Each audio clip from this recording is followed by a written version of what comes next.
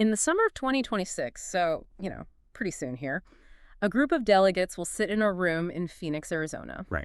And they're going to vote to spend hundreds of thousands of dollars to rewrite the rules of their own church. Yeah, that's a huge deal. It really is. But the wild thing is, the most important decisions they make might actually be the ones they are, intentionally kept from debating. It's a really sobering thought, but I mean, when you look at the sheer volume of material these delegates have to process, it is just incredibly easy for, world-shifting policy changes to slip through the cracks of all that bureaucracy. Oh, exactly. And if you are listening to this right now, you are likely one of those delegates. Yeah. You're a pastor or a layperson, and you've been trusted by your local circuit to navigate this massive binder of resolutions for the Lutheran Church Missouri Synod Convention. And let's be honest, that binder is, it's intimidating. It's terrifying. Yeah, it's hundreds of pages of legalistic language, theological citations, and administrative proposals. You literally cannot possibly become an expert on all of it in a few weeks. No way. But that is exactly what this deep dive is for. We are taking on the role of basically your personal research assistants. Right. Today, we are tearing into one specific, highly consequential section of your binder, and that is Floor Committee 10. Okay, so Floor Committee 10, they handle ecclesiastical supervision and dispute resolution. Which sounds incredibly dry. It does. I know ecclesiastical supervision sounds like something out of, a 16th century monastery or something. Totally. But this is the heartbeat of church governance. This committee determines how the church resolves its deepest conflicts, how it handles false teaching, how it disciplines its own leaders, and crucially, how it protects the vulnerable. Yeah, other committees might get all the flashy headlines, right, for debating high theology or cultural flashpoints, but Committee 10, this is the machinery. The literal gears of the church. Exactly. If you don't get the machinery right, the whole system just grinds to a halt. You can have the most beautiful theology in the world, but if your dispute resolution process crushes people, or if your supervision bylaws allow predators to quietly slip out the back door, the theology doesn't matter. It really doesn't. And because we are dealing with the machinery of power here, we can't just read these resolutions and nod along like everything's fine. We need a very specific analytical framework for this deep dive. Okay, lay it on me. For this analysis, we are looking at everything through what we'll call a concerned but fair supervision and reconciliation posture. Okay. And our guiding lens, if you want to boil it down to one phrase, is kingdom over castle. Okay, stop right there for a second. Kingdom over castle. I love the ring of it, but help me understand the actual mechanics of what that means. Like when I'm holding a voting keypad on the convention floor, what does that look like? Yeah, fair question. It means we look at the structural incentives of every single proposal and ask, is the synod structure serving the local congregations, the workers, the victims, and the mission fields? Right. Because that's the kingdom. Or, on the flip side, are the congregations and the people simply being used to prop up, fund, and protect the institutional hierarchy? And that's the castle. Exactly. That is the castle. So we are looking for bylaws that offer essentially low central control, but high accountability. Got it. We want policies that drive genuine repentance, transparent forgiveness, and just a relentless protection of the vulnerable. We do not want inward-facing institutional self-protection. So we are essentially stress testing the rule book here. We are. In fact, to truly stress test a law, you have to assume bad motives. Wait, assume bad motives? That sounds a little cynical for a church convention, doesn't it? It sounds cynical, but it's legally necessary. You have to look at a proposed bylaw and ask if a corrupt, ambitious, or even just negligent leader were in charge, how could they weaponize this text? Ah, I see. Right. If a resolution builds bridges, protects the flock, and provides clear due process, we support it. But if it builds walls just to protect executives from accountability, we have to flag it for the delegate. That is exactly the kind of critical thinking we need for this. So let's actually get into the text. Let's do it. We're going to examine the 7 key resolutions from Floor Committee 10. And interestingly, before they even get to the heavy bureaucratic rule changes, they start with a fundamental theological problem. Which makes sense. Yeah, because if your theology of discipline is broken, your bylaws will be broken too. So let's look at Resolution 1001. Okay, 1001. If you strip away the formal titles, here's a plain language summary. This is basically a request for the Commission on Theology and Church Relations, the CTCR, to issue an official opinion on how to use Matthew 18. Right. Let's do a whereas analysis here. The claim being made in the whereas statements is that there is a profound systemic confusion across the church regarding when to use Matthew chapter 18 versus when to use 1 Timothy chapter 5. Sure. And this confusion is actively sabotaging healthy church discipline. Wait, I'm stuck on something right out of the gate here. If both of these are Bible verses, why are they clashing? I mean, most people know Matthew 18. That's the classic, you know. If your brother sins against you, go and tell him his fault, between you and him alone. Exactly. It's like the gold standard for conflict resolution. Why is Committee 10 suddenly saying we are confused by it? Well, because people are applying it to situations it was never meant to cover. Oh, really? Yeah. Matthew 18 is explicitly about private interpersonal sin. So, if I lie to you, or if I insult you at a voters' meeting, you come to me privately. We work it out. Just the two of us. Just the two of us. And if I refuse to listen, then you bring one or two others. It is a quiet, relational process designed to protect reputations and restore a broken bond between brothers. Okay, that makes total sense. So what about the other one? Well, 1 Timothy 5.20 says, "As for those who persist in sin, rebuke them in the presence of all, so that the rest may stand in fear." Whoa, that's a totally different vibe. Completely different. This is about public, objective, scandalous sin. And most notably, it applies to the public teaching of false doctrine. Ah, I see. So what you're saying is pastors and district presidents are taking public, scandalous issues and trying to handle them with, like, private, quiet coffee shop meetings. Precisely. Let's look at the mechanics of how this actually plays out in the real world. Imagine a pastor begins openly preaching universalism from the pulpit. Okay. And he's publishing it on his church's public website. That is a public, objective violation of his ordination vows. It is a textbook 1 Timothy 5 situation. It requires public correction to protect the flock from false teaching. Right. You can't just hide that. Exactly. But what happens? A neighboring pastor sees it. And instead of publicly refuting the false teaching, the neighbor thinks, well, I have to follow Matthew 18. So he quietly calls the erring pastor. He asks to meet for coffee. Oh, boy. The erring pastor ignores him. 6 months go by. The neighbor finally brings 2 other pastors to confront him privately. Another year goes by. So this just drags on forever. Yes. Meanwhile, the erring pastor has preached universalism to his congregation for 18 months, completely unchecked, all because the surrounding clergy are treating a massive public theological crisis as if it were a private, interpersonal squabble.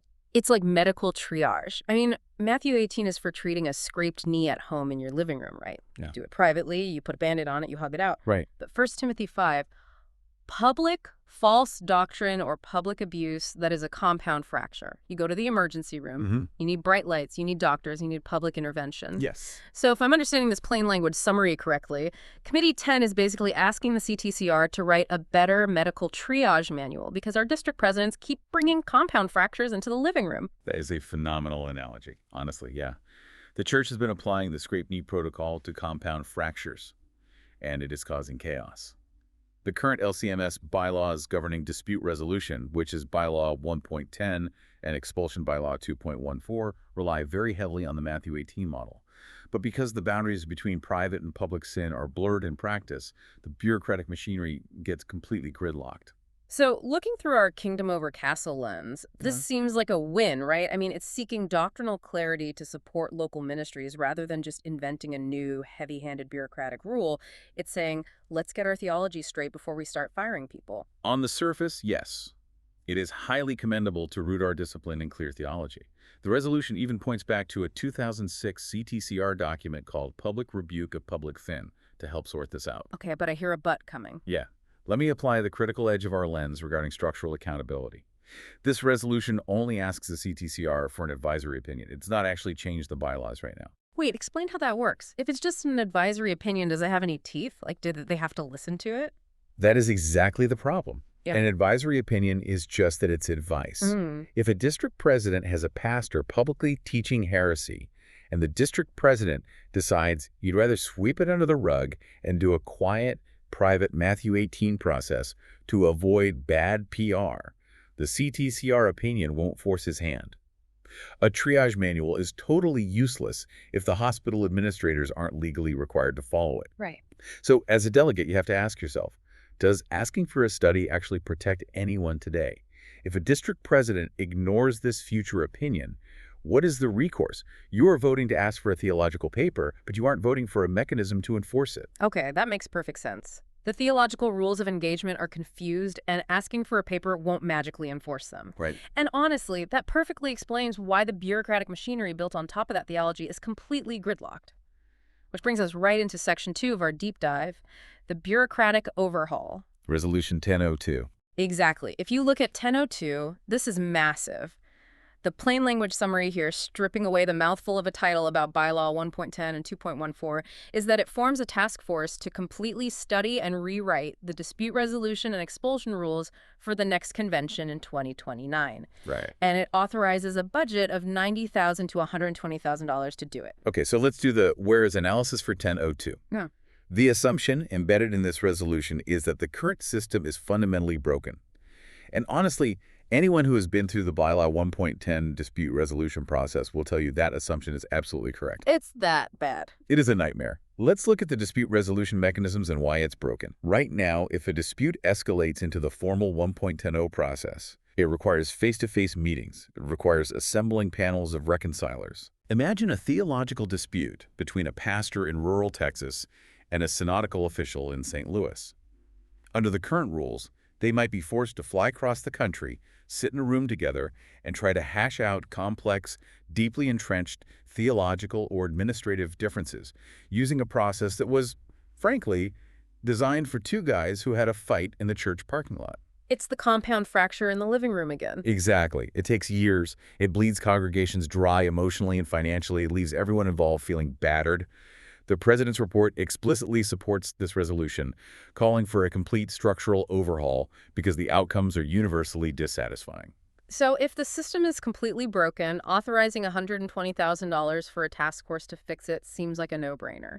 But let's apply our assume bad motives lens. Let's do it. If I'm a delegate, where is the trap here? The trap is in the roster of the task force. Look very closely at who this resolution appoints to rewrite the rules of church discipline. The text stipulates it will consist of the Synod President or his designee, the Secretary of the Synod, 3 district presidents, and 2 district secretaries. Hold on. Let me process that list again. Synod President, Synod Secretary, district presidents, district secretaries. Oh. Where are the laymen? Where are the lawyers? Where are the parish pastors who actually have to live under these rules? They are entirely absent. Wow. This is a glaring, massive red flag for our kingdom over castle evaluation. This proposed task force is composed 100% of the ecclesiastical hierarchy. It's just the executives. It is only the executives. If you allow the executives to unilaterally rewrite the rules on how the disputes are handled and how people are expelled from the church, there is a severe risk of institutional self-protection.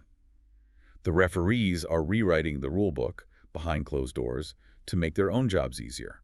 Okay, I have to push on this. Because if I'm sitting in my chair on the convention floor, my blood pressure is rising a bit. As it should be. You are asking me, as a delegate representing a local church, to authorize 6 figures of the church's money to fund a private committee of executives to write laws that govern me. But the resolution doesn't even say they have to consult me? Nope. Does this resolution mandate any kind of public comment, period? Do they have to talk to people who have actually survived the broken 1.10 Nello process to ask them what went wrong? No, it does not. And that is a huge transparency issue. Assuming bad motives, a purely executive task force has a structural incentive to streamline expulsion just to remove administrative headaches, rather than ensuring rigorous due process to protect the falsely accused. So what do I do as a delegate? I mean, I can't vote against it because the current system is terrible and has to be fixed, but I feel like I can't vote for it as written because it's a blank check for a shadow committee. This is where you utilize parliamentary procedure. This resolution is a prime candidate for a floor amendment. Oh. A delegate could walk up to microphone 3 and say, Mr. President, I move to amend Resolution 1002 to add 2 lay legal professionals to the task force and to mandate that a draft of the new bylaws be published for public comment 12 months before the 2029 convention. Wow. Yes, You just force the transparency into the bylaw. You make the castle open its doors to the kingdom. Exactly. You change the rules of engagement on the floor. That is brilliant. And frankly, we need that transparency desperately because bureaucratic gridlock isn't just annoying when we're debating theology. It is actively, tragically dangerous when we are dealing with abuse. Absolutely. Which brings us to Section 3 of our analysis and what is arguably the most urgent resolution on the entire convention docket. Resolution 1003. The title is to respond to sexual misconduct by rostered workers and make provision for spiritual care of those affected. In plain language, it asks the convention to commit a massive budget between $200,000 and $225,000 to develop comprehensive, airtight protocols for reporting, investigating, and adjudicating sexual misconduct by church workers. Right. Crucially, it also mandates spiritual care, counseling, and long-term support for the survivors, the affected congregations, and the families involved, largely utilizing Concordia plans. This is incredibly heavy, but we have to look at the whereas analysis here and understand the mechanisms of why this resolution is suddenly so necessary. Yeah, lay it out. The core abuse response and pastoral care issue being raised here is an open admission that our existing policies are dangerously insufficient. Historically, the Church has struggled profoundly to balance justice and mercy, often erring on the side of institutional risk management. This resolution builds on the work of a task force that was actually created back at the 2023 convention, and it attempts to close some horrifying jurisdictional loopholes. Okay, help me understand the mechanics here. What kind of loopholes are we talking about? How does a predator exploit church bylaws? Let me walk you through the most notorious one. It's what we might call the "I quit before you can fire me" loophole. Oh, gosh. Yeah. Imagine a situation where credible allegations of sexual misconduct are raised against a pastor. The district president is notified. The district president initiates an ecclesiastical investigation to determine the facts and, if necessary, remove the man from the roster of ordained ministers. Okay, working as intended so far. Right. But the accused pastor knows the evidence against him is damning. He knows he's going to be found guilty and expelled. So halfway through the investigation, before any official verdict is rendered, the pastor simply writes a letter of resignation to his congregation and resigns his ordination status. He voluntarily leaves the roster of the Synod. Okay, but if he resigns, he's out of the church. Isn't the goal? It seems like it, but look at the jurisdictional mechanism. The district president only have ecclesiastical authority over men who are currently on the roster. Oh, no. The moment the accused man resigns, the district president's jurisdiction just vanishes. The ecclesiastical investigation is immediately halted. The file is closed without a factual conclusion. Wait, you're saying the church just stops looking into it? Yes. Because pursuing an investigation against a private citizen who is no longer a church worker opens the institution to massive civil legal liability and defamation lawsuits. The institution's lawyers will often advise, "He's gone, our liability is mitigated, close the file." But that's insane. If the file is closed without a guilty verdict, there's no permanent record of his misconduct. What's stopping that guy from moving 3 states over, waiting a few years, and getting hired by a totally independent Christian school or a church in another denomination that doesn't know to call the previous district president? Nothing. Nothing is stopping him. That is the tragedy of the loophole. By prioritizing the immediate legal and financial safety of the institution, the castle, the church unknowingly allows hidden predators to quietly move on and potentially infect future mission fields. The lack of a permanent factual record is a catastrophic failure of ecclesiastical supervision. So does Resolution 1003 actually close that loophole? Does it force the Synod to finish the investigation even if the guy quits? This is where you as a delegate have to read the text with an eagle eye. Okay. The resolution directs agencies to refine their protocols, and it allocates $225,000 to do it. But based on the plain text provided to the convention, it does not explicitly mandate that an investigation must be seen through to a factual conclusion regardless of roster status. You have got to be kidding me. I'm not. It leaves the actual drafting of the protocol to the agencies. Now, their intent might absolutely be to close that loophole. But assuming bad motives, or even just assuming the natural bureaucratic instinct to avoid lawsuits, an agency might leave that loophole open to save the church money in civil court. If I'm a delegate, that is terrifying. I am being asked to approve $250,000 for a policy that might not even fix the deadliest flaw in the system. Exactly. This is the ultimate test of kingdom over castle. A delegate needs to step to the microphone and ask point blank, will these new protocols guarantee that a factual finding is recorded, even if the accused resigns? Accountability requires a permanent record of truth, not just a quiet exit. And what about the definition of misconduct itself? Does the resolution define what they are actually investigating? That is the second critical question delegates must ask. How broadly or narrowly will sexual misconduct be defined? Does it explicitly cover grooming behaviors, which, often precede physical abuse? Does it cover digital exploitation or the possession of illicit materials? Or will the definition be kept narrowly focused on physical contact, which protects the institution from having to investigate complex psychological abuse? Right. And let's talk about the victims for a second. The resolution mandates spiritual care via Concordia plans. That sounds like a genuinely good thing, tangible, funded pastoral care for survivors. It is a massive step forward.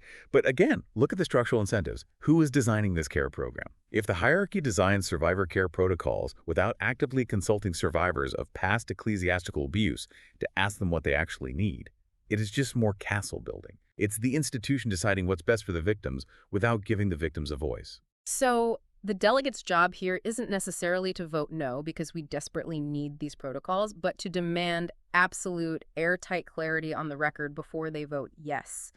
They need to force the committee to define the scope, close the loopholes, and guarantee survivor involvement. Precisely. You don't sink the ship, you demand they patch the holes before you pay for it. All right, take a breath. That is incredibly heavy, but it is exactly why delegates are sent to these conventions. Yeah? Let's shift our perspective a bit. We've talked extensively about what happens behind closed doors in private Matthew 18 meetings, in confidential one-point and seer dispute panels, in sealed abuse investigations. But Floor Committee 10 is also trying to regulate what happens in the wide-open public square. Specifically, the digital square. Exactly. This brings us to Section 4, the digital battlefield, and Resolution 1004.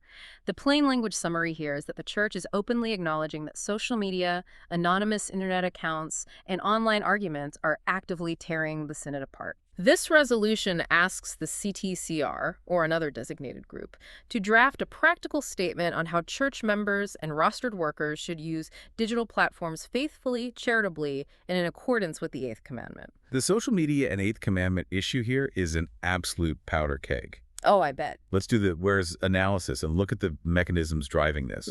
We have an environment where anyone with a smartphone can broadcast an accusation. We have anonymous social media accounts creating massive, unchecked strife. And, crucially, we have a dynamic where pastors and lay people are using digital platforms to monitor and publicly criticize the theological practices of congregations that are hundreds of miles away. Right, the keyboard warrior phenomenon. Yeah. You've got a guy in Ohio watching a live stream of a church in California, catching a minor liturgical mistake and blasting it all over Twitter as evidence of rampant heresy. Exactly. And the assumption Committee 10 is making is that a unified theological statement on digital communication can somehow curb this behavior. Do they really think that'll work? Well, the president's report explicitly notes that the church has to do real work on how to handle this online monitoring. Because right now, the guy in Ohio complaining on Twitter is infuriating the district president in California, who feels like his local supervision is being publicly undermined by internet vigilantes. Okay, I totally understand the desire to shut down the vitriol. I mean, the Eighth Commandment says we shouldn't bear false witness, we should protect our neighbor's reputation, and we should put the best construction on everything. So a practical guide to being a Christian online sounds like a lovely bridge-building idea. It does sound lovely. Yeah. But we have to apply our critical lens. Accountability versus low control. We have to assume bad motives. Let's imagine how this practical statement could be weaponized. Weaponized how? Give me a hypothetical. Okay, let's say a district office makes a massive financial error, or completely mishandles an abuse case like the ones we just talked about in Section 3. Right. A local pastor finds out about it. He goes to his district president privately. He is ignored. He brings 2 others. He is ignored. He realizes the only way to force accountability is transparency. So he writes a deeply researched factual blog post exposing the error. Okay. Under the guise of this new digital communication statement, the district president could turn around and bring disciplinary charges against that pastor, not because the blog post was factually incorrect, but because it was uncharitable or divisive. Oh, wow, I see it. It's like a city setting up a neighborhood watch program to stop actual vandals. But the HOA president slowly turns it into a surveillance state where you get fined for painting your mailbox the wrong shade of beige. That's a great way to put it. Are we trying to stop actual cyberbullying and anonymous slander? Or are we quietly building a tool to stop whistleblowers who are demanding accountability from the castle? That is the exact tension. You are balancing the Eighth Commandment's protection of reputation with the desperate need for institutional transparency. Yeah. As a delegate, you have to look at the mechanics of this resolution. Who exactly is drafting this statement? The resolution says the CTCR or another designated group. Who is that group? And more importantly, does this statement have disciplinary teeth? Is it just a helpful Bible study for youth groups? Or is it going to be codified into the bylaws as a standard for removing a pastor from the roster? If you don't define words like divisive or uncharitable with absolute crystal clarity, they become a catch-all debt. The hierarchy can use it to silence dissent and call it peace and unity. Exactly. Peace achieved through silencing your critics is not kingdom over castle. It is the ultimate defense of the castle. A delegate must demand to know how this digital policy interacts with the dispute resolution process. You cannot allow the institution to build a shield against public accountability while simultaneously making the private accountability process bylaw 1.10 impossible to use. That is a brilliant connection. If 1.10 is broken, people go to the internet. If you ban them from the internet, you trap them. You absolutely trap them. Let's keep moving into Section 5. We're calling this housekeeping with deep implications. We have two resolutions here that, on paper, look incredibly boring. They look like administrative tweaks to the roster. But as we know, the mundane administrative tweaks are usually where the power actually shifts. Without a doubt. Resolution 1005 is about amending bylaw 4.2.4 regarding the installation of district presidents. In plain language, it just standardizes the procedure for how and when a district president is officially installed into office after he is elected. For the whereas analysis on 1005, the stated concern is orderly church governance. They want to ensure proper ecclesiastical recognition. And honestly, that is fine. Okay. But looking through our lens, delegates should always watch the flow of authority. Why does a minor detail like an installation ceremony need a convention vote to change? The question to ask is, does this seemingly minor bylaw change subtly shift power upward? Specifically, does it give the Synod president more exclusive, centralized authority over who gets to officiate these district installations? Oh, I see. Yeah, in a highly structured hierarchy, who installs whom is a visible demonstration of where the power lies. It's a small detail, but you should track it. Good catch. Okay, let's look at the second housekeeping item, which is much more impactful to the average pastor. Resolution 1006 is an amendment to bylaw 2.11.2.2. Okay. The plain language summary is that this resolution clarifies the rules around the church roster, specifically regarding pastors who don't currently have a church. It defines exactly how long an ordained minister can remain on the official synod roster when they do not hold an active call, and it lists the conditions under which they are allowed to stay. This deals with a profound tension between administrative risk management and pastoral care. Let's look at the mechanics in this. Whereas analysis, on one side, you have the administrative reality of a district president. He needs to maintain an accurate, truthful list of who is actually available, qualified, and actively seeking ministry. That makes sense. He can't just have hundreds of guys sitting on a list indefinitely if they have moved on to secular careers and have no intention of ever preaching again. Right. On the other side, you have the profound pastoral care needed for church workers who are genuinely waiting for placement. Why might a pastor be without a call? Maybe he had a severe health crisis. Maybe his wife had a medical emergency that required him to step back. Right. Or, very commonly, maybe his last congregation was run by a toxic faction that starved him out, and he resigned just to save his family's sanity. Right. I think of this like keeping your driver's license when you don't own a car. Oh, yeah. If you sell your car, the BMV doesn't immediately revoke your license. They say, sure, you know how to drive, you can keep the license. But at a certain point, if you haven't been behind the wheel in 10 years, the state, or in this case, the Synod says, we need you to retest, or we need to take the license back because we can no longer vouch for your driving. That is a very practical analogy. But the evaluation lens asks, is the policy driving this timeline worker-serving or purely administrative risk management? If a pastor is broken by a toxic parish, does this bylaw give him the time and the grace he needs to heal, or does it start a ticking clock that adds immense pressure to his trauma? Okay, let's assume the worst. Let's assume the clock runs out, or a district president just decides he doesn't want to deal with this guy anymore. The DP crosses the pastor's name off the roster. The guy loses his ordination status. What is his recourse? That is the exact question every delegate should be highlighting. If a pastor is administratively removed from the roster under this new rule, what is the appeals process? Does this bylaw give district presidents a quiet, unilateral way to purge workers they find annoying or problematic without having to go through a formal trial? So if there is no independent path of appeal written into this bylaw, it's just another castle wall. Yep.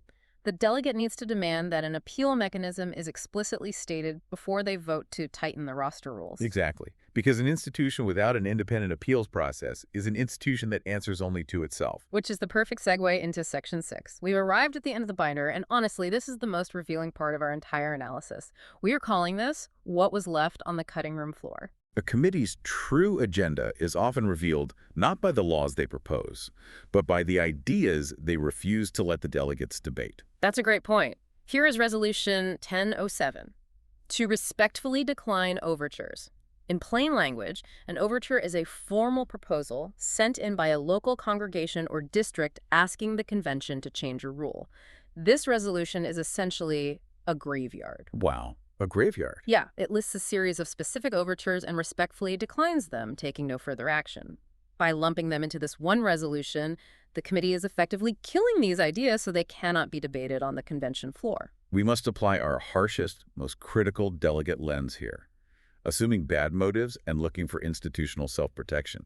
Because the core issue here is transparency and accountability, and Committee 10 is intentionally bearing two very specific overtures in their whereas analysis. Okay, let's hear them. The first is Overture 1007. A local group proposed to establish an independent appeals panel in cases involving the president's decisions. The committee is declining it. And the second is Overture 1011. Another group proposed to require reporting all complaints to subjects. The committee is declining that too. Wait, I need to make sure I am understanding the mechanics of this. Let's start with the second one, reporting complaints to subjects. Are you telling me that under the current rules, someone can file a formal ecclesiastical complaint against a pastor, send it to the district office, and the district office is not required to tell the pastor that a complaint exists? That is correct. In many administrative and supervisory functions, files can be kept and complaints can be logged without the subject ever being notified. The overture simply asks to change the rules so that if you are accused of something, you have the right to know you were accused. Okay, my blood is boiling. Delegate, if you are listening to this on the plane, this is your pull from the consent calendar moment. How is this remotely justifiable? It's hard to justify structurally. If a secret complaint is filed against a pastor and Committee 10 is intentionally killing a rule that would force the Synod to tell them about it, isn't that a massive structural violation of the 8th commandment? Yeah. How can a pastor defend himself? How can he repent if the complaint is true? How can he seek reconciliation with his accuser if he doesn't even know who his accuser is? He can't. That is why it raises massive due process red flags. It prevents reconciliation entirely. Why on earth would the committee want to hide that? What is the structural incentive for keeping complaints a secret from the accused? Is this faithful supervision? Or is this a shadow court where executives keep leverage files on guys without their knowledge? The structural incentive is absolute control and the minimization of administrative friction. Let's look at the mechanisms of power. If a district president receives a complaint about a pastor and he is forced to tell the pastor, it immediately creates a conflict. The pastor will want to see the evidence. He will want to face his accuser. It creates a messy, time-consuming administrative process. But if the district president can just quietly put the complaint in a file, he retains all the power. He avoids the conflict. He controls the information. And he can use that file later if he ever needs to justify removing that pastor from the roster or denying him a call to a new church. It is vastly easier for an institution to manage problems if they control all the information. That is the definition of castle over kingdom. It protects the executive's time and power at the absolute expense of the pastor's right to due process. Precisely. And this ties directly into the other overture they are killing the independent appeals panel. By declining an independent appeals panel, the implication is that the current hierarchy wants to maintain absolute, unchallenged control over the entire judicial process. They're saying the current system where the hierarchy reviews the decisions of the hierarchy is perfectly fine. They don't want an outside referee looking over their shoulder. Right.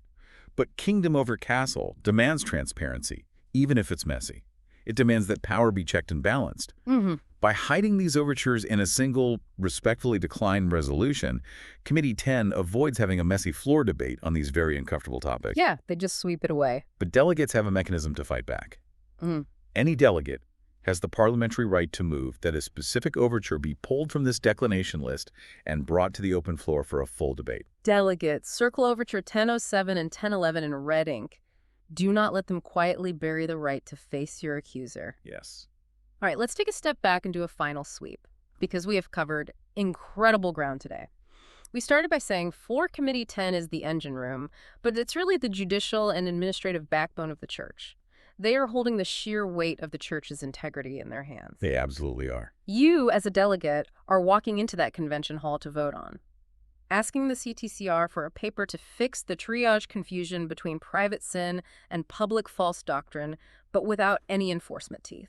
Authorizing $120,000 for a task force of executives to completely rewrite the dispute and expulsion rulebook with zero guarantee of lay representation or public comment. Exactly. Committing $225,000 to desperately needed sexual misconduct protocols that you must ensure actually close the resignation loophole so predators can't escape. Crucial point. Drafting a digital communications statement that could build peace or could be weaponized to silence whistleblowers exposing institutional failure. Yeah. Tightening the roster rules to determine who gets to keep their ordination title without specifying an appeals process. Right. And finally, dealing with a committee trying to quietly kill proposals that would have created independent appeals and forced secret complaints into the light. It is a profound, staggering responsibility. You are not just voting on theology, you know. You are voting on the literal mechanisms of how human beings are treated by this institution. It's heavy. It is. And I want to leave you, the listener, with one final provocative thought. It isn't explicitly printed in the text of any of these resolutions, but it haunts all of them. What is it? Throughout this entire binder, you are being asked repeatedly to authorize task forces and commission studies to figure out dispute resolution, bylaws, and digital conduct later. You are voting to have a report delivered in 2029. Yeah, pushing it down the road. But what happens to the people living in the church today? What happens to the victim of abuse who needs justice tomorrow? What happens to the falsely accused pastor whose reputation is being destroyed next week? What happens to the congregation tearing itself apart on social media next month? What happens to them during the next 3 years while the committee of executives sits in a conference room drafting a report? Wow. Does delegating the problem to a 2029 committee abdicate your responsibility as a convention delegate today? You must ensure that whatever interim measures are in place actually protect people now. Do not let the promise of a future perfected by law blind you to the present suffering in the church. Do not let the promise of a future bylaw blind you to present suffering. That is the absolute heart of Kingdom Over Castle. I think so, yeah. We started this analysis by imagining you walking out of the Phoenix airport, feeling the heat, feeling the crushing weight of that massive binder. Hopefully, after this deep dive, that binder feels a little less like an overwhelming burden and a lot more like a blueprint. Exactly. You know exactly where to look. You know the mechanisms behind the words, you know exactly what questions to ask when you step up to the microphones, and most importantly, you know how to spot when the castle is trying to protect itself instead of serving the kingdom. Take these notes, hit the convention floor with your eyes wide open, and remember that true, faithful governance always protects the vulnerable and serves the gospel. Thanks for taking the deep dive with us.